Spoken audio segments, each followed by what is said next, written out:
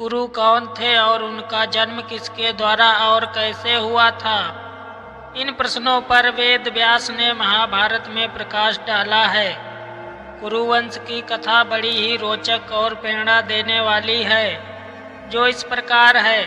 अति प्राचीन काल में हस्तिनापुर में एक प्रतापी राजा राज्य करते थे, जिनका नाम सवर्ण था। राजा सवर्ण सूर्य के समान तेजवान थे और अपनी प्रजा का बड़ा ही ध्यान रखने वाले थे। वे स्वयं कष्ट उठाकर भी अपनी प्रजा के कष्टों को दूर करने का पूरा प्रयत्न करते थे।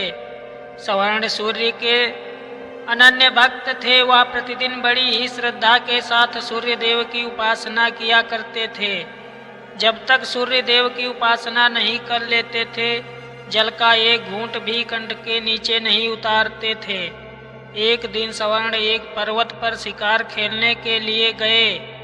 जब वह हाथ में धनुष बाण लेकर पर्वत के ऊपर आखेट के लिए भ्रमण कर रहे थे, तब उन्हें एक अतीव सुंदर युवती दिखाई पड़ी। वह युवती सुंदरता के सांचे में ढली हुई थी। ऐसा जान पड़ता था कि उसके प्रत्येक अंग को विधाता ने बड़ी ही रुचि के साथ संवार कर बनाया हो। सवर्ण ने आज तक ऐसी सुंदर युवती नहीं देखी थी। सवर्ण मन को मोह लेने वाली उस युवती पर आसक्त हो गए। सब कुछ भूलकर उन्होंने स्वयं को उस पर न्यौछावर कर दिया। वह उस युवती के पास जाकर त्रसित नेत्रों से उसकी ओर देखते हुए बोले, तुम कौन हो?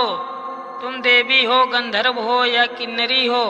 तुम्हें देखकर मेरा चित्त चंचल हो उठा है। तुम मेरे साथ गंधर्व विवाह करके सुखोपभोग करो। किंतु उस युवती ने सवर्ण की बातों का कुछ भी उत्तर नहीं दिया। वह कुछ क्षणों तक सवर्ण की ओर देखती रही, फिर अदृश्य हो गई। युवती के अदृश्य हो जाने पर सवर्ण अत्यधिक व्याकुल हो गए। वह धनुष बाण फेंक कर उन्मत्तों की भांति विलाप करने लगे, सुंदरी तुम कहाँ चली गई? जिस प्रकार सूर्य के बिना कमल मुरझा जाता है और जिस प्रकार जल के बिना पौधा सूख जाता है, उसी प्रकार तुम्हारे बिना मैं जीवित नहीं रह सकता। तुम्हारे सौंदर्य ने मेरे मन को चुरा लिया है। तुम प्रकट होकर मुझे बताओ कि तुम कौन हो और मैं तुम्हें किस प्रकार पा सकता हूँ। सवर्ण की ऐसी अवस्था और व्याकुलता से वह युवती पुनः प्रकट हुई। वह सवर्ण की ओर देखती हुई बोली, राजन, मैं स्वयं आप पर मुग्ध हूँ, किंतु मैं अपने पिता की आज्ञा के वश में हूँ। मैं सूर्यदेव की छोटी पुत्री हूँ। मेरा नाम तप्ती है। जब तक मेरे पिता आज्ञा नहीं देंगे, मैं आपके साथ विवाह नहीं कर सकती। यदि आपको मुझे पाना है तो मेरे पिता को प्रसन्न कीजिए। वह युवती अपने कथन को समाप्त करती हुई पुनः अदृश्य हो गई। सवर्ण पुनः उन्मत्तों की भांति विलाप करने लगे। वह आकुलित होकर पृथ्वी पर गिर गए और तप्ती तप्ती की पुकार से पर्वत को ध्वनित करने लगे। सवर्ण तप्ती को पुकारते पुकारते धरती पर गिरकर बेहोश हो गए। जब उनकी चेतना वापस आई तो पुनः उन्हें तप्ती स्मरण हो आई। उन्हें तप्ती का वह कथन भी स्मरण हुआ कि यदि मुझे पाना चाहते हैं तो मेरे पिता सूर्यदेव को प्रसन्न कीजिए। उनकी आज्ञा के बिना मैं आपसे विवाह नहीं कर सकती। सवर्ण की रगों में विद्युत की तरंग सी दौड़ उठी। वह मन ही मन सोचने लगे कि तप्ती को पाने के लिए सूर्यदेव की आराधना करेंगे, उन्हें प्रसन्न करने में सब कुछ भूल जाएंगे। सवर्ण सूर्यदेव की आराधना करने लगे। धीरे धीरे सालों बीत गए। सवर्ण तप करते रहे। अंत में सूर्यदेव के मन में सवर्ण की परीक्षा लेने का विचार उत्पन्न हुआ। रात्रि का समय था। चारों ओर सन्नाटा छाया हुआ था। सवर्ण नेत्र बंद किए हुए ध्यान की मुद्रा में विराजमान थे। सहसा उनके कानों में किसी की आवाज आई, सवर्ण तू यहाँ तप में लग्न है, तेरी राजधानी अग्नि में जल रही है। यह कथन सुनने पर भी सवर्ण चुपचाप अपनी जगह पर बैठे रहे। उनके मन में रंच मात्र भी दुख पैदा नहीं हुआ। उनके कानों में पुनः दूसरी आवाज सुनाई दी, सवर्ण तेरे कुटुंब के सभी लोग अग्नि में जलकर मर गए, किंतु फिर भी राजा सवर्ण हिमालय की समान दृढ़ होकर अपने स्थान पर ही जमे रहे। उनके कानों में पुनः तीसरी बार कंठ स्वर सुनाई पड़ा, सवर्ण तेरी प्रजा अकाल की अग्नि में जलकर भस्म हो रही है। तेरे नाम को सुनकर लोग थू थू कर रहे हैं। इस पर भी सवर्ण दृढ़ता पूर्वक तप में लगे रहे। उनकी दृढ़ता पर सूर्य देव प्रसन्न हो उठे और उन्होंने प्रकट होकर कहा, सवर्ण मैं तुम्हारी दृढ़ता पर मुग्ध हूँ, बोलो तुम्हें क्या चाहिए। सवर्ण सूर्य देव को प्रणाम करते हुए बोले, देव मुझे आपकी पुत्री तप्ती को छोड़कर और कुछ नहीं चाहिए। कृपया करके मुझे तप्ती को देखकर मेरे जीवन को कृतार्थ कीजिए। भगवान सूर्य देव ने प्रसन्नता की मुद्रा में उत्तर दिया, सवर्ण मैं सब कुछ जानता हूँ। तप्ती भी तुमसे प्रेम करती है, आज से तप्ती तुम्हारी है।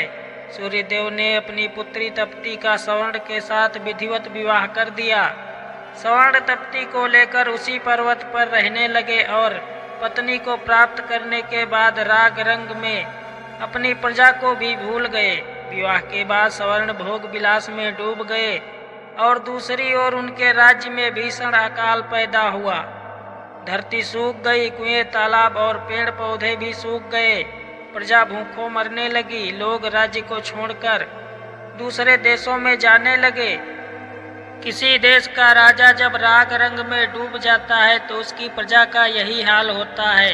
राजा सवर्ण का मंत्री बड़ा बुद्धिमान और उदार हृदय का था। वह सवर्ण का पता लगाने के लिए निकल पड़ा। वह घूमता घामता उसी पर्वत पर आ पहुंचा जिस पर सवर्ण तप्ती के साथ निवास करता था। सवर्ण के साथ तप्ती को देखकर बुद्धिमान मंत्री समझ गया कि उसका राजा स्त्री के सौंदर्य जाल में फंसा हुआ है।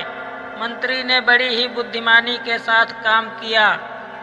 उसने सवर्ण को वासना के जाल से छुड़ाने के लिए अकाल की अग्नि में जलते हुए मनुष्यों के चित्र बनवाए।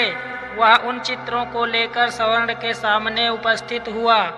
उसने सवर्ण से कहा, महाराज मैं आपको चित्रों की एक पुस्तक भेंट करना चाहता हूँ। सवर्ण के मंत्री ने चित्रों की वह पुस्तक सवर्ण की ओर बढ़ा दी। सवर्ण पुस्तक के पृष्ठों को उलट पलट कर देखने लगे। किसी पृष्ठ में मनुष्य पेड़ों की पत्तियां खा रहे थे, किसी में माताएं अपने बच्चों को कुएं में फेंक रही थी, किसी पृष्ठ में भूखे मनुष्य जानवरों के कच्चा मांस खा रहे थे और किसी पृष्ठ में प्यासे मनुष्य हाथों में कीचड़ लेकर चाट रहे थे। सवर्ण चित्रों को देखकर गंभीरता के साथ बोला, यह किस राजा के राज्य की प्रजा का दृश्य है। मंत्री ने बहुत ही धीमे और प्रभावपूर्वक स्वर में उत्तर दिया, उस राजा का नाम सवर्ण है। यह सुनकर सवर्ण चकित हो उठा। वह विस्मय भरी दृष्टि से मंत्री की ओर देखने लगा। मंत्री पुनः अपने ढंग से बोला, मैं सच कह रहा हूँ महाराज, यह आपकी प्रजा का दृश्य है। प्रजा भूखों मर रही है, चारों ओर हाहाकार मचा है। राज्य में न अन्न है न जल है, धरती की छाती फट गई है। महाराज वृक्ष भी आपको पुकारते पुकारते सूख गए हैं। मंत्री के मुख से अपने राज्य और प्रजा का यह हाल सुनकर सवर्ण का हृदय कांप उठा। वह उठकर खड़ा हो गया और बोला, मेरी प्रजा का यह हाल है और मैं यहाँ मद में पड़ा हुआ हूँ, मुझे धिक्कार है।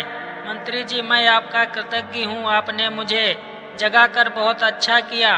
सवर्ण तप्ती के साथ अपनी राजधानी पहुँचा। उसके राजधानी में पहुँचते ही जोरों की वर्षा आरंभ हो गई। सूखी हुई पृथ्वी हरियाली में ढक गई। अकाल दूर हो गया। प्रजा सुख और शांति के साथ जीवन व्यतीत करने लगी। वह सवर्ण को परमात्मा और तप्ती को देवी मानकर दोनों की पूजा करने लगी। कुछ समय पश्चात सवर्ण और तप्ती से एक पुत्र का जन्म हुआ जिसका नाम कुरु रखा गया।